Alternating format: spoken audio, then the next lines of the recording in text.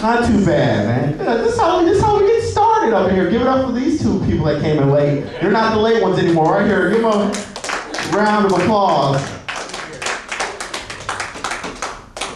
We waited until you guys got here, actually. That is my phone. Who's calling me? All right. My phone rings every time somebody comes in late. That's what it is. Stockbroker. All right. We have comment cards and stuff like that on the table. Please fill those out and give it to your waitress at the end of the night. Please tip your waitress and etc. etc. etc. Why do people say etc. etc.? Like, why? What's the point of? I was just wondering. Like, is that? I'm sorry. Like etc. etc. etc. It's like, oh, hey, ma'am, why don't you come over my house? I'll cook you some food and etc. etc. etc. What the fuck are those etc. supposed to mean? You're gonna rape me? No, tell me the fuck you're talking about. Etc. my fucking ass. Etc. Hey, come in this dark alley with me and etc. No. Okay.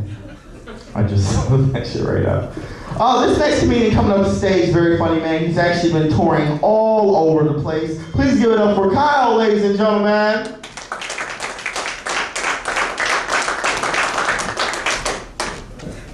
All right, thank you, Toledo. As the announcer said, I tour all over the country, which is great, but sometimes I miss my friends. A lot of them were my old roommates. We used to live together. We knew each other really well over the years, and it got to the point where they knew exactly what I was going to say every night when I came home from work. It was always the same three questions. How was everyone's day? What do you guys want for dinner? And what happened on the Young and the Restless? Please tell me one of you tasted it. Yeah, they're a great group of guys, but they're all in this big energy drink kick right now, which I don't really get. I don't understand why these things are so popular. I drank one before, okay? I almost OD'd. They need like a Surgeon General's warning on those, I'm serious. And one of the annoying things about my friends drinking them is some of them don't work right now, so I'm just like, what are you energizing yourself for? What, do you got another 14-hour video game marathon maybe? Or maybe you want to play a game called God of Resumes. That might actually help you.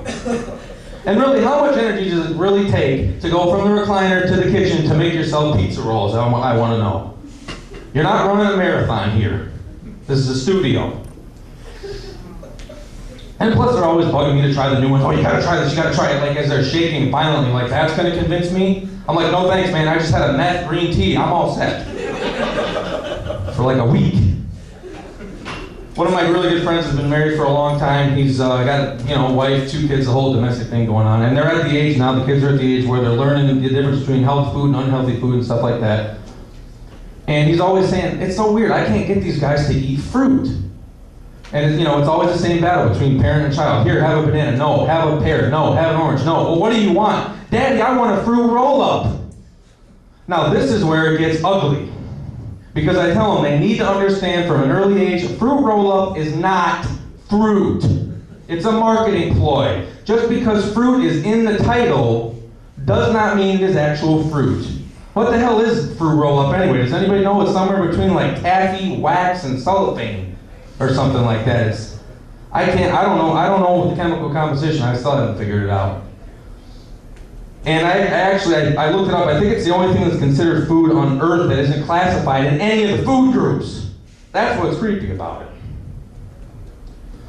But yeah, he always tells me the kid, oh boy, they're growing up fast, man. Wait till you have kids, they grow up so fast, is what he tells me. And it seems like they outgrow their toys really fast now. And what I'm amazed by is all these really cool, it seems like they have a lot of state-of-the-art high-tech toys for kids now. When I was a kid, we didn't have anything like that. This was the height of toy technology when I was a kid. Pull string, the duck goes quack, quack. See and say, that was all we had. And I'm always reading about how they want to make toys more relatable, more realistic for kids now. And it seems like if they wanted to make something, for example, like Barbie, more realistic for girls, they would have the commercial say, Teen Barbie now takes birth control pills. Or Teen Barbie now resents parents. Teen Barbie now dating an abusive white trash lowlife. That seems like it would reach a bigger demographic in this day and age, I would say. I see these e-books advertised a lot. Amazon's Kindle, Barnes & Noble's Nook, electronic books. And the big sales pitch is supposed to be, you can turn the page with a touch of a button.